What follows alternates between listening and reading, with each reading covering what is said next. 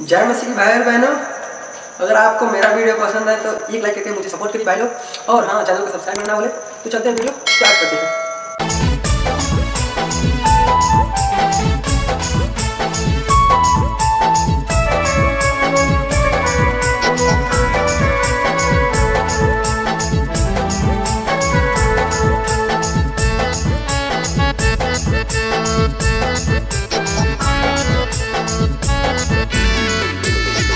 पापी सहे तनवा से न डरई हाये भैया, पापी सहे तनवा से न डरई हाये दीदी।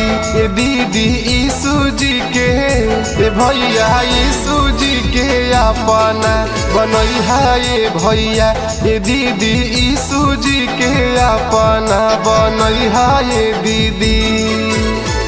ओझवा के फेरा में ना आई हाये भैया, ओझवा के फेरा में ना आई हाये भैया।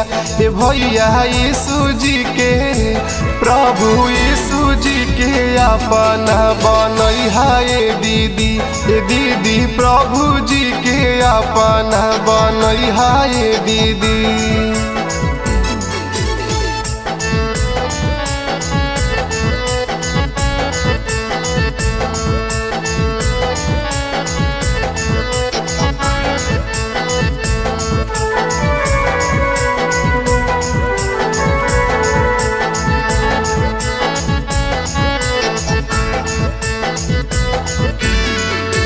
दुनिया के दाता चला यीशु के सरनिया, ओझावा के बतिया से होई परेशानिया, होई परेशानिया। दुनिया के दाता चला यीशु के सरनिया, ओझावा के बतिया से होई परेशानिया।